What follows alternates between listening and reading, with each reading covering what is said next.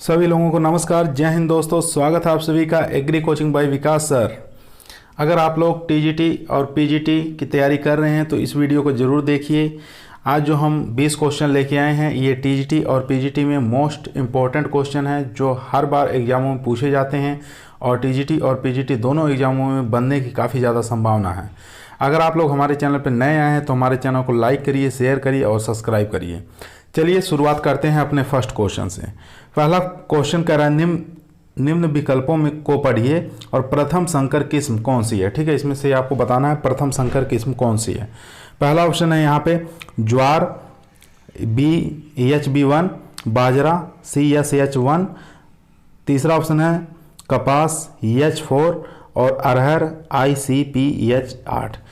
तो यहाँ पे कौन सा सही सुमेलित है, इसमें देखिए दो ऑप्शन इसमें दिया हुआ है। पहला A और B क्या सही है, C और D क्या सही है, A और C क्या सही है, क्या B और C सही हो सकता है। तो इसमें चलिए देख लेते हैं। तो ज्वार का प्रथम संकर किस्म जो है वो हो जाएगी, ज्वार की प्रथम संकर किस्म हो जाएगी CSH1 और बाजरा की प्रथम संकर किस्म हो जाएगी HB1। ठीक है, तो ये हो गई, यानी कि ये भी हमारा क्वेश्चन गलत है, ये भी गलत है। अब कपास की प्रथम संकर किस्म EH4 है, जी एकदम सही है। और उसके बाद अरहर की ICPH8, ये भी एकदम करेक्ट आंसर हो जाएगा। तो हमारा जो करेक्ट आंसर हो जाएगा यानी कि C और D, यहाँ पे सेकंड ऑप्शन एकदम करेक्ट आंसर हो जाएगा। तो C और D जो है ये हमारा प्रथम संकर किस्म है और बाकी ज्वार की है CH1 और बाजरा की HB1, ये प्रथम संकर किस्म हो जाएगी। चलिए चलते हैं क्वेश्चन नंबर 2 पर। क्वेश्चन नंबर दो कह रहा है गुलाब की कौन सी प्रजाति में सुगंधित तेल की मात्रा सर्वाधिक होती है। ठीक है, पहला ऑप्शन है रोजा मल्टीफ्लोरा, दूसरा है रोजा चाइनेंसिस, तीसरा ऑप्शन है रोजा डोमिसिना, चौथा ऑप्शन है रोजा बर्बीना। इन चारों में से बताइए किसके अंदर सुगंधित तेल की मात्रा सर्वाधिक होती है। तो इसका करेक्ट आंसर हो जाएगा यानी कि रोजा डोमिसिना के अंदर सबसे ज़्यादा तेल की मात्रा पाई जाती है। ठीक है, तो C आंसर एकदम करेक्ट आंसर हो जाएगा। इसके अंदर बता दें तेल की मात्रा कितनी पाई जाती है, 0.04 से लेके 0.05% तक इसके अंदर तेल की मात्रा पाई जाती है। ठीक है, और एक चीज़ और बता दें, रोजा डोमिसिना जो है इसको हम चेती के नाम से भी जानते हैं। किसके नाम से? चेती के नाम से भी जाना जाता है और इसको दशमक गुलाब के नाम से भी जाना जाता है। ठीक है, दशमक गुलाब के नाम से भी जाना जाता है इसको। और ये कहाँ पर पाया जाता है? ये राजस्थान में इसकी खेती करते हैं। ठीक है, खमनौर क्षेत्र में इसका खेती करते हैं और हल्दी घाटी जो क्षेत्र है राजस्थान का, वहाँ पर इसकी खेती अधिकतर की जाती है। ठीक है, तो इसका करेक्ट आंसर हो जाएगा यानी कि रोजा डोमिसिना। चलिए चलते हैं क्वेश्चन नंबर 3 पर। क्वेश्चन नंबर 3 पूछ रहा है विश्व में सर्वाधिक लोकप्रिय खाद्य मशरूम कौन सी है। ठीक है, तो ल्यूटोरस सोसोरकेसी, मोरसेला स्पीसीज, तीसरा ऑप्शन है फेलोरिनिया इक्विन्स, चौथा ऑप्शन है एग्रिकस बाइस्पोरस। ठीक है, इन चारों में से बताइए कौन सी ऐसी पूरे विश्व में सर्वाधिक लोकप्रिय खाद्य वाली मशरूम है जिसका हम प्रयोग अधिकतर लिया जाता है, अधिकतर खाने के रूप में लिया जाता है। ठीक है, मशरूम की कई वैरायटियां होती हैं जो कुछ जहरीली होती हैं और कुछ जो खाद्यान्न के रूप में प्रयोग में लेते हैं। ठीक है, ये है एक प्रकार का क्या होता है, कवक होता है। तो यहाँ देख लेते हैं कि सबसे ज़्यादा जो मशरूम की खेती किसकी की जाती है जो खाद्यान्न के रूप में प्रयोग में लेते हैं, खाद्य के रूप में लेते हैं। तो इसका करेक्ट आंसर हो जाएगा एगरिकस बाइस्पोरस। ठीक है, यानी कि फोर्थ ऑप्शन यहाँ पे करेक्ट आंसर हो जाएगा। तो इसको हम वाइट बटन मशरूम के नाम से भी जानते हैं। ठीक है, इसको क्या कहते हैं, वाइट बटन मशरूम के नाम से भी इसको जाना जाता है।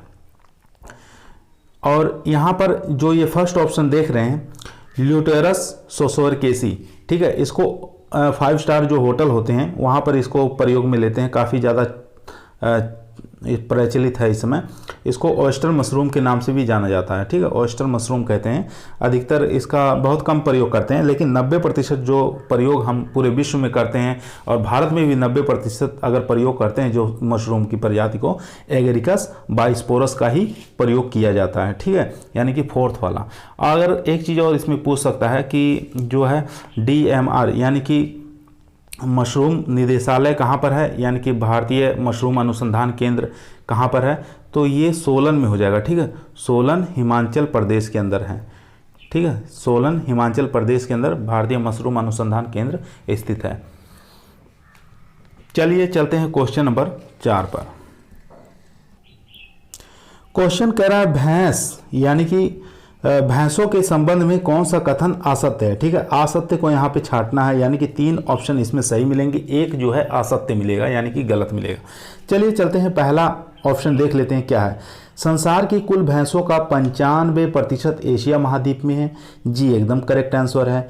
भैंसों को ब्लैक डायमंड भी कहा जाता है, ये भी कथन एकदम सही है। भैंस में गुणसूत्र संख्या 50 और 48 होता है, जी ये भी सही है। उसके बाद यहाँ पे चौथा ऑप्शन दिया है भैंस का वैज्ञानिक नाम बॉस इंडिकस है, जी एकदम गलत है। आप जानते हैं ये किसका वैज्ञानिक नाम हो जाएगा, ये हो जाएगा देसी गाय का हो जाएगा, देसी गाय का हो जाएगा वैज्ञानिक नाम।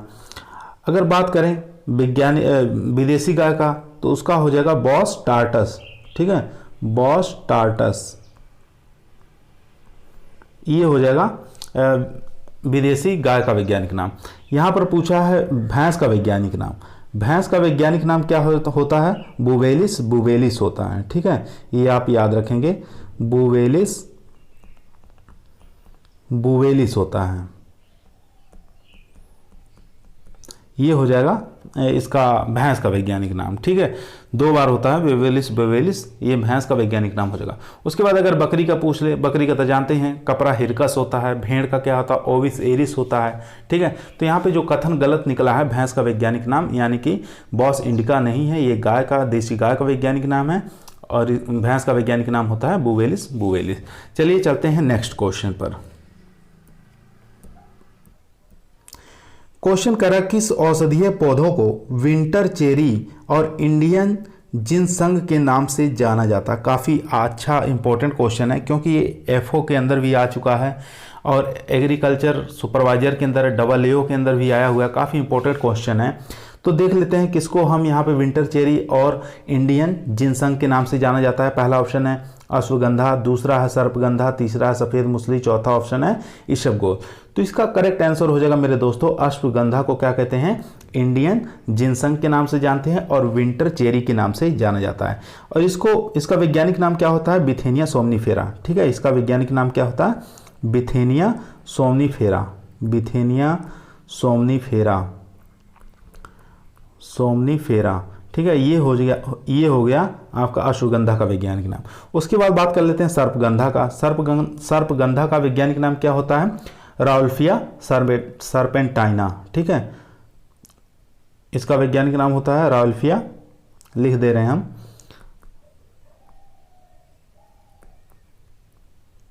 राउल्फिया सर्पेंटाइना,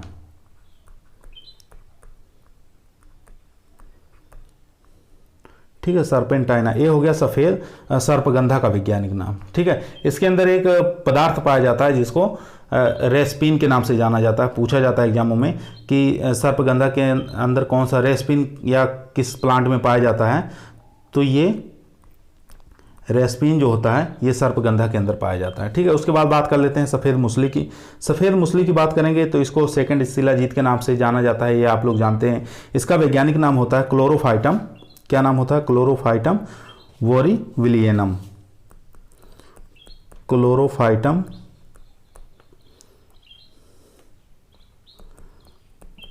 बोरीविलियनम, ये हो गया सफ़ेद मूसली का वैज्ञानिक नाम। उसके बाद इसबगोल की बात करते हैं। इसबगोल का वैज्ञानिक नाम होता है प्लांटेगो ओवेटा, ठीक है, क्या नाम होता है, प्लांटेगो ओवेटा इसको कहा जाता है, ओवेटा, ठीक है। और इसका इसबगोल का जो हम प्रयोग में लेते हैं, ये प्रयोग में लेते हैं बीज और भूसी। ठीक है, क्या प्रयोग लेते हैं? बीज और भूसी का प्रयोग लेते हैं। यहाँ पे बता दें बीज 75 अनुपात और 25 के निकलता है। ठीक है, 25% भूसी निकलेगी, 75% इसमें इसे बीज निकलेगा। ठीक है, ये अनुपात कभी कभी पूछ लेता है, बीज और भूसी का अनुपात इसबगोल में 75-25 का रहता है। ठीक है, इसका वैज्ञानिक नाम प्लाटेगो ओवेटा रहता है। चलिए, तो हमारे क्वेश्चन का सही करेक्ट आंसर हो गया यहाँ पे अश्वगंधा। ठीक है, अश्वगंधा को क्या कहते हैं? विंटर चेरी और इंडियन जिनसंग के नाम से जाना जाता है। चलिए चलते हैं क्वेश्चन नंबर नेक्स्ट पर। क्वेश्चन नंबर कह रहा है ऑक्सीजन और इथाइलिन संश्लेषण का क्रमशः पूर्वगामी क्या है? ठीक है, पहला ऑप्शन है मेथियोनिन, ग्लूटामिन, दूसरा ऑप्शन है ट्रिप्टोफैन, मेथियोनिन, तीसरा ऑप्शन है ग्लूटामिन, हिस्टाडीन, चौथा ऑप्शन है ट्रिप्टोफैन, लाइसिन। तो इसका करेक्ट आंसर आपको बताना है कौन सा हो जाएगा। तो इसका करेक्ट आंसर मेरे दोस्तों ये हो जाएगा, यानी कि सेकंड ऑप्शन एकदम करेक्ट आंसर हो जाएगा। ठीक है, और इसमें सेकंड ऑप्शन करेक्ट हो जाएगा। मेथियोनिन बनने के लिए सल्फर की आवश्यकता होती है और ट्रिप्टोफैन बनने के लिए जेडन की आवश्यकता होती है। ठीक है, और ऑक्सीजन से पहले ट्रिप्टोफैन बनता है और यहाँ इथाइलिन से बनने से पहले मेथियोनिन बनता है। ठीक है, मेथियोनिन बनने के लिए सल्फर की आवश्यकता होती है और ट्रिप्टोफैन बनने के लिए जेडन की आवश्यकता होती है। तो यहाँ पे करेक्ट आंसर हो जाएगा, यानी कि सेकंड ऑप्शन हमारा करेक्ट आंसर हो जाएगा। चलिए चलते हैं क्वेश्चन नंबर नेक्स्ट पर। क्वेश्चन नंबर कह रहा निम्नलिखित में से गेहूं में किस खरपतवारनाशी का उपयोग चौड़ी पत्ती वाले खरपतवारों को नष्ट करने के लिए किया जाता है? काफ़ी इंपॉर्टेंट क्वेश्चन है, काफ़ी बार एग्जामों में आया है, तो इस बार भी आने की काफ़ी ज़्यादा संभावना है। टीजीटी पीजीटी में आप देख सकते हैं इस प्रकार के बहुत सारे क्वेश्चन बनते हैं। तो यहाँ देख सकते हैं ऑप्शन कौन कौन से हैं। पहला ऑप्शन है मेटासल्फ्यूरॉन, दूसरा है आइसोप्रोटॉन, तीसरा है सल्फोसल्फ्यूरॉन, चौथा ऑप्शन है पेंडिमेथियोलिन। ठीक है, इन चारों में से बताइए किसका प्रयोग हम चौड़ी पत्ती वाले खरपतवारों को नष्ट करने के लिए करते हैं? तो इसका करेक्ट आंसर हो जाएगा मेरे दोस्तों फर्स्ट ऑप्शन इसमें करेक्ट आंसर हो जाएगा। मेटासल्फ्यूरॉन का प्रयोग हम चौड़ी पत्ती वाले खरपतवारों के लिए करते हैं। ठीक है, इसकी मात्रा भी आप याद रखेंगे 4 से लेके 8 ग्राम। ठीक है, 4 से लेके 8 ग्राम प्रति हेक्टेयर काम में लिया जाता है। उसके बाद बात कर लेते हैं जो आइसोप्रोटोन और ये सल्फोसल्फ्यूरॉन है, ये दोनों जो हैं ये भी सकरी पत्ती के लिए, ठीक है, सकरी पत्ती के लिए प्रयोग में लेते हैं आइसोप्रोटोन और सल्फोसल्फ्यूरॉन। और अगर इसकी मात्रा की बात कर लेते हैं सल्फोसल्फ्यूरॉन की, तो 20 से लेके 40 ग्राम, ठीक है, 20 से लेके 40 ग्राम प्रति हेक्टेयर काम में लेते हैं। ये आप याद रखेंगे। ये आइसोप्रोटोन और सल्फोसल्फ्यूरॉन ये सकरी पत्ती के लिए हो जाएगा, चौड़ी पत्ती के लिए मेटासल्फ्यूरॉन हो गया। ये सल्फोसल्फ्यूरॉन की मात्रा हम कितनी लेंगे? 20 से 40 ग्राम प्रति हेक्टेयर काम में लिया जाता है। ठीक है, चलिए चलते हैं क्वेश्चन नंबर नेक्स्ट पर।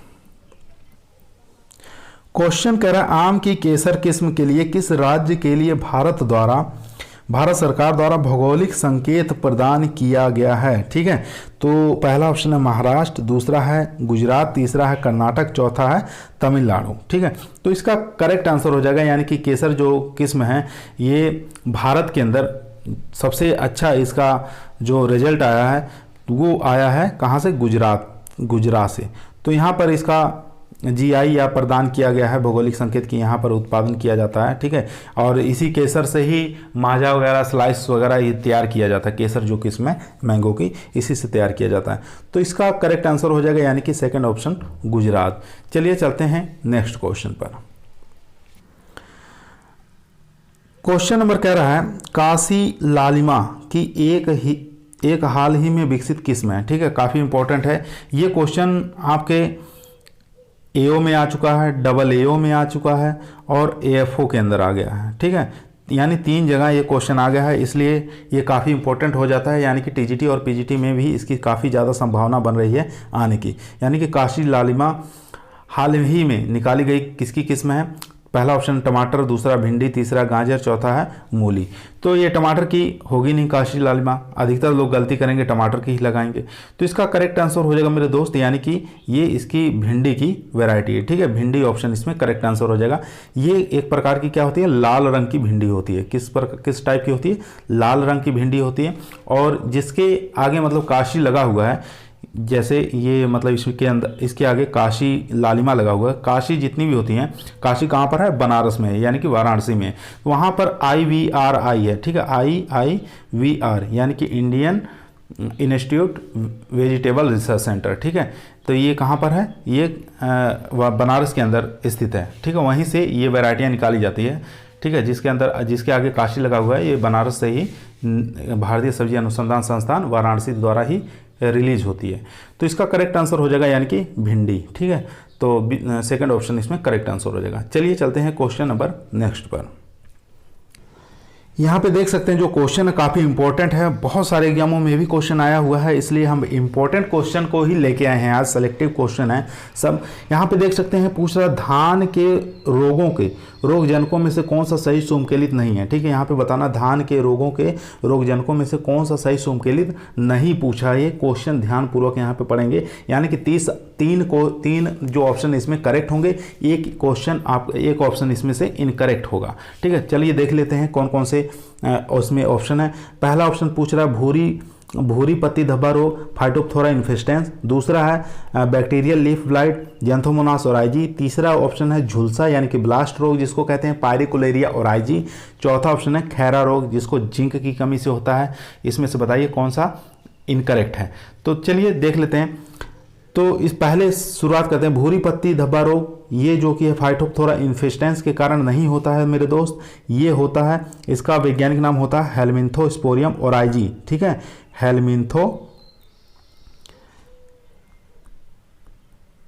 हेलमिंथोस्पोरियम ओराइजी,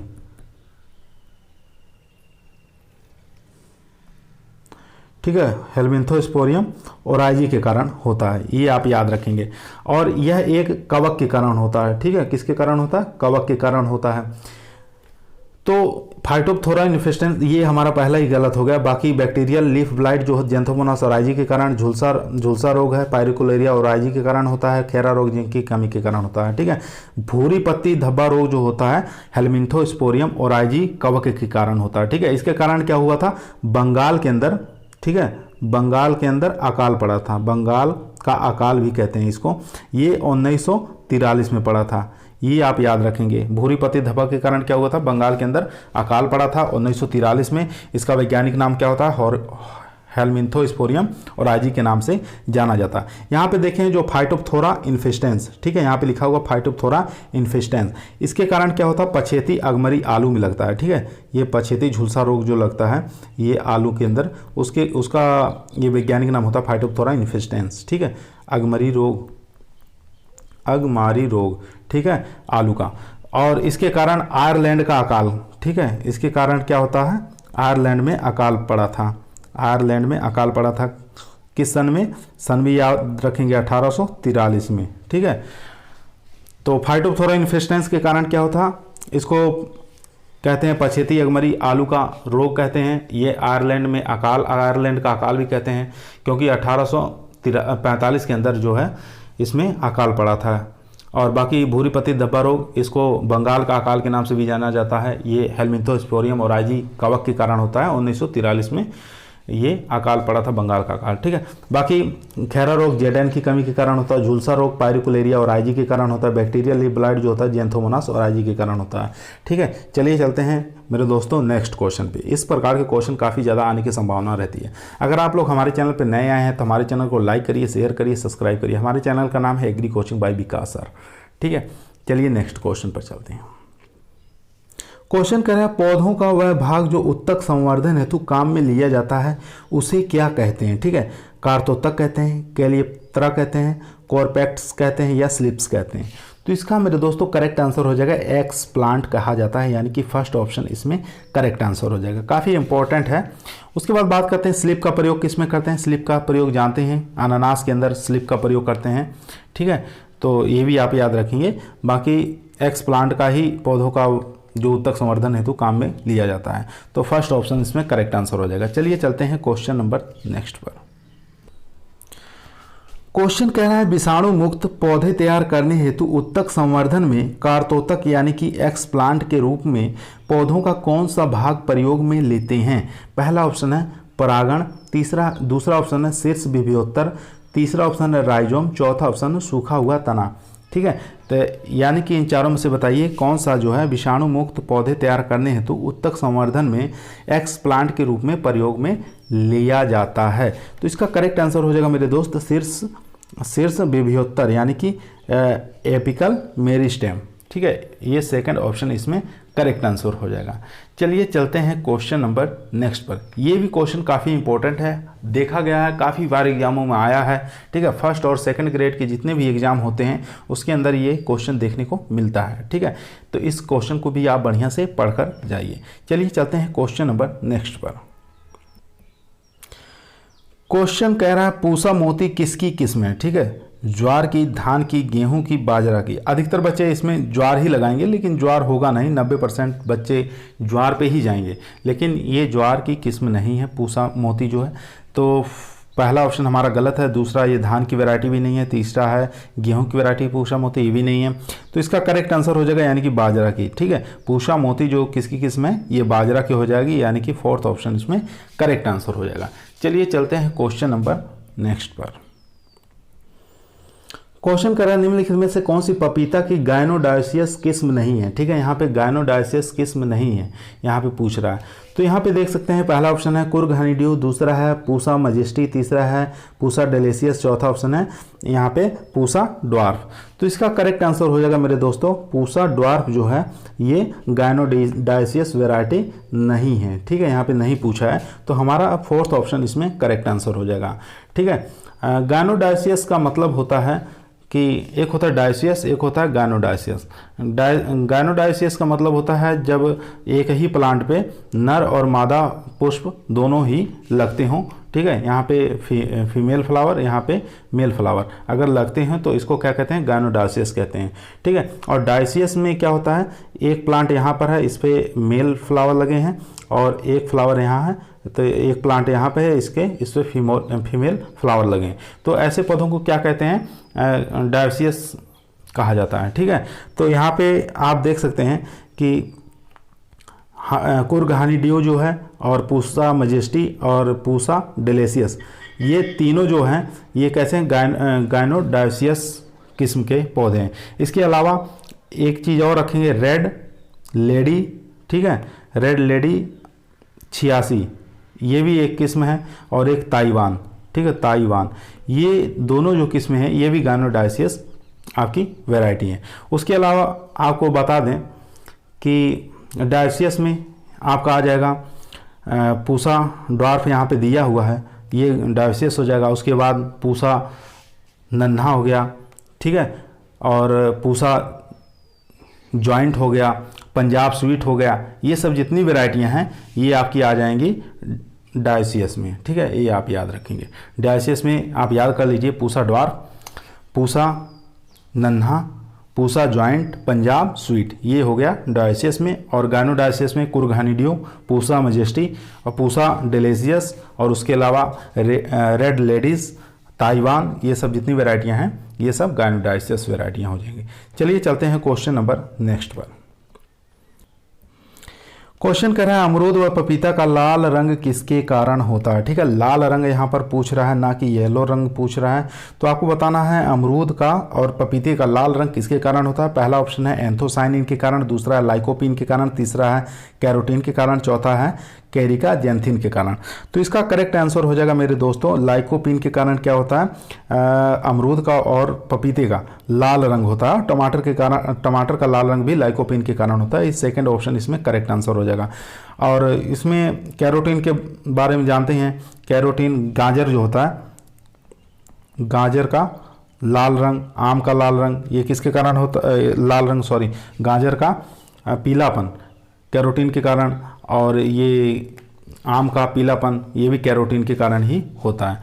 यहाँ पे कैरिका जेंथिन के कारण क्या होता है, पपीते का जो पीला रंग होता है वो भी किसके कारण, कैरिका जेंथिन के कारण। ठीक है, पीला रंग किसके कारण, कैरिका जेंथिन के कारण होता है। चलिए, तो यहाँ पे करेक्ट आंसर हो जाएगा हमारा लाइकोपीन के कारण। ठीक है, चलिए चलते हैं क्वेश्चन नंबर नेक्स्ट पर। काफ़ी इंपॉर्टेंट क्वेश्चन है, पूछ रहा सांवा का वानस्पतिक नाम क्या है। ठीक है, आपको बताना है सांवा का वानस्पतिक नाम क्या है। पहला है इकाइनोक्लोआ कोलेनम, दूसरा ऑप्शन है सिटारिया इटालिका, तीसरा ऑप्शन है पास्पेलम स्क्रोकुलेरम, ठीक है, चौथा ऑप्शन है एल्क्योसिन कोरकाना। ठीक है, इन चारों में से बताइए सामा का वैज्ञानिक नाम क्या है। तो इसका करेक्ट आंसर हो जाएगा फर्स्ट ऑप्शन, एकदम करेक्ट आंसर हो जाएगा एकाइनोक्लोवा कोलेनम, ये हो गया सामा का वैज्ञानिक नाम। सिटीरिया इटालिका ये किसका वैज्ञानिक नाम होता है, कागनी। कागनी एक प्रकार की ये भी सूक्ष्म खाद्यान्न वाली फसल है, ठीक है, ये कागनी का वैज्ञानिक नाम हो जाएगा। उसके बाद पास्पेलम स्क्रोकुलेरम ये हो जाएगा वैज्ञानिक नाम कोदो को, ठीक है, ये कोदो हो गया, ये भी सूक्ष्म माइक्रो खाद्यान्न वाली फसल है, ठीक है। उसके बाद एलियोसिन कोरकाना ये हो जाएगा रागी का वैज्ञानिक नाम, ठीक है। इन चारों ऑप्शनों को आप याद रखेंगे तो हमारे क्वेश्चन का करेक्ट आंसर हो जाएगा फर्स्ट वाला, यानी कि इकाइनोक्लोवा कोलेनम। चलिए चलते हैं नेक्स्ट क्वेश्चन पर। क्वेश्चन नंबर पूछ रहा है निम्नलिखित में से कौन सा फल शीतोष्ण जलवायु का नहीं है, ठीक है, यहाँ पे नहीं पूछा है, यानी कि आपको बताना है टेम्परेट क्लाइमेट का इसमें से फ्रूट नहीं है, ये आपको छांटना है। पहला ऑप्शन है काजू, दूसरा है बादाम, तीसरा स्ट्रॉबेरी, चौथा है सेब। तो इसका करेक्ट आंसर हो जाएगा मेरे दोस्त, यानी कि काजू जो होता है जिसको कैश्यू नट बोला जाता है, ये शीतोष्ण जलवायु का पौधा नहीं है, ठीक है। ये किस प्रकार के जलवायु का है, ये उष्ण जलवायु का प्लांट है, ठीक है, उष्ण जलवायु का प्लांट है और इसका वैज्ञानिक नाम होता है एनाकॉर्डियम ऑक्सीडेंटल, ठीक है। इसका वैज्ञानिक नाम क्या होता है, एनाकॉर्डियम ऑक्सीडेंटल इसका वैज्ञानिक नाम होता है और ये एक प्रकार का एनाकार्डियेसी फैमिली से बिलोंग करता है। एनाकार्डियेसी फैमिली में एक और आता है जैसे मैंगो, मैंगो क्या होता है, ये भी एनाकार्डियेसी फैमिली में आता है, ठीक है। उसके बाद ये है बादाम है, स्ट्रॉबेरी, सेब है, ये एक प्रकार के टेम्परेट क्लाइमेट के पौधे हैं, ठीक है, यानी कि शीतोष्ण जलवायु में इनको लगाया जाता है, ठीक है। अगर बात करें बादाम का वैज्ञानिक नाम क्या होता है, प्रूनस कम्युनिस, ठीक है, प्रूनस कम्युनिस इसका वैज्ञानिक नाम होता है बादाम का और ये एक प्रकार का रोजेसी फैमिली से बिलोंग करता है। उसके बाद बात करते हैं स्ट्रॉबेरी जो है फ्रगेरिया एनानासा, ठीक है, इसका वैज्ञानिक नाम होता है स्ट्रॉबेरी का। तो इसका क्या नाम है, जो क्रोमोजोम संख्या होता है 56 होता है, ठीक है। स्ट्रॉबेरी का क्रोमोजोम संख्या कितना था, 2n बराबर 56 होता है, ये आप याद रखेंगे। बाकी सेब के बारे में जानते ही हैं, ठीक है, सेब जो होता है ये भी एक शीतोष्ण जलवायु का प्लांट है। तो ये हमारे क्वेश्चन का करेक्ट आंसर हो जाएगा, यानी कि काजू, यहाँ पे फर्स्ट ऑप्शन एकदम करेक्ट आंसर हो जाएगा। चलिए चलते हैं क्वेश्चन नंबर नेक्स्ट पर। क्वेश्चन कर रहा है निम्नलिखित में से कौन सा युग्म सही नहीं है, फल लिखा है अन्य नाम लिखा है, ठीक है।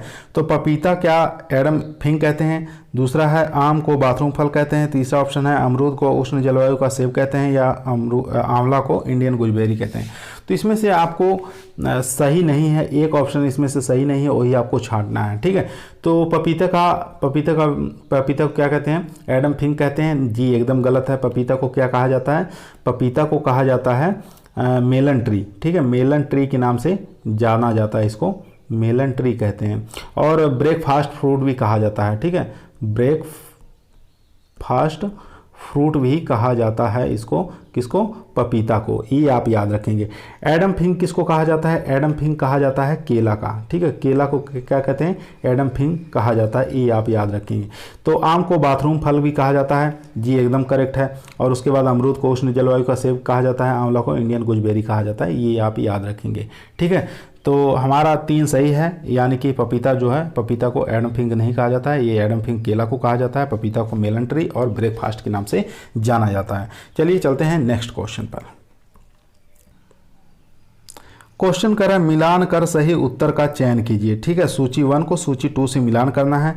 पहला ऑप्शन दिया है मसालों का राजा किसे कहते हैं, मसालों की रानी किसे कहते हैं और राष्ट्रीय पेड़ किसे कहते हैं, राष्ट्रीय फूल किसे कहा जाता है। तो इधर एक तरफ वैज्ञानिक नाम दिया है, अगर आपको वैज्ञानिक नाम याद होगा तो आसानी से आप लगा पाएंगे कि मसालों का राजा किसे कहते हैं, मसालों की रानी किसे कहते हैं, राष्ट्रीय पेड़ किसे कहता है और राष्ट्रीय फूल किसे कहा जाता है।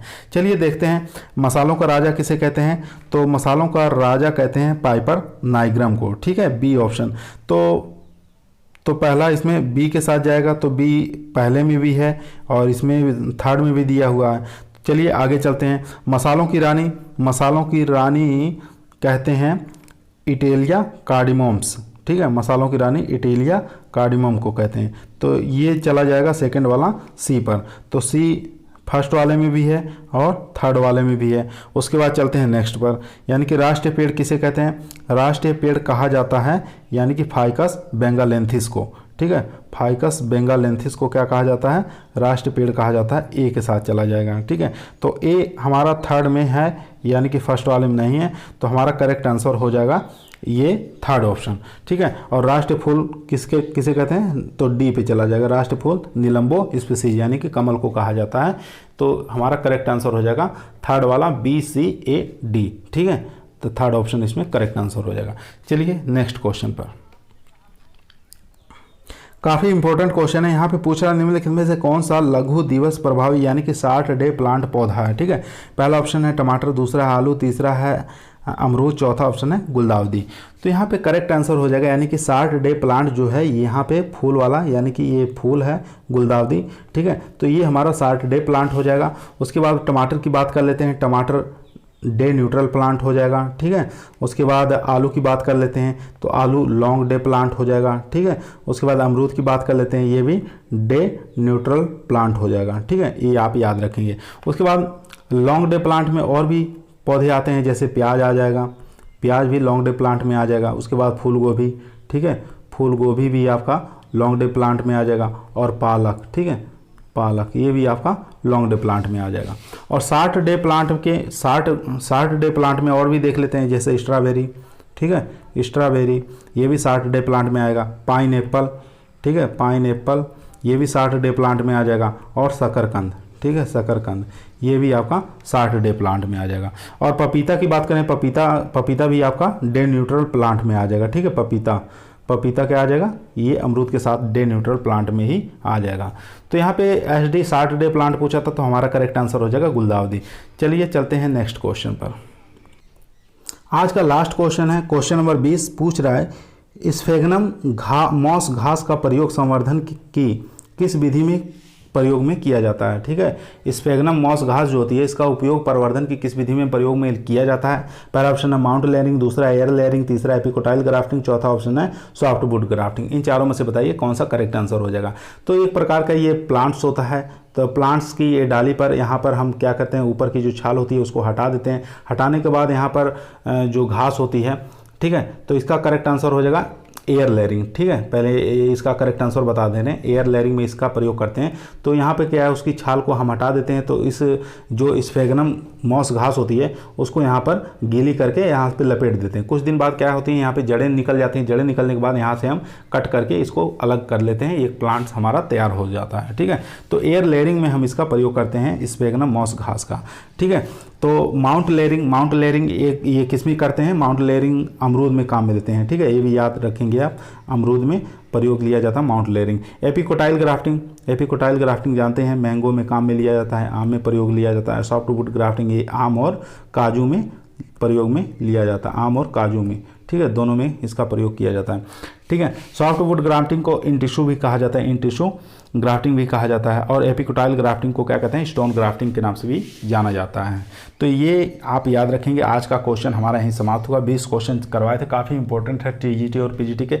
इसके अलावा जितने भी एग्जाम होते हैं, वनडे एग्जाम, एग्रीकल्चर से संबंधित सभी एग्जामों में इन क्वेश्चनों की आने की काफ़ी ज़्यादा संभावना रहती है, क्योंकि ये काफ़ी पॉपुलर क्वेश्चन है। हर बार एग्जामिनर इन्हीं क्वेश्चनों को देने की प्रयास करता है, ठीक है। तो आज का वीडियो हमारा यहीं समाप्त हुआ। अगर आप लोगों को अच्छा लगा हो तो हमारे चैनल को लाइक करिए, शेयर करिए, अधिक से अधिक सब्सक्राइब करिए। सभी लोगों को धन्यवाद।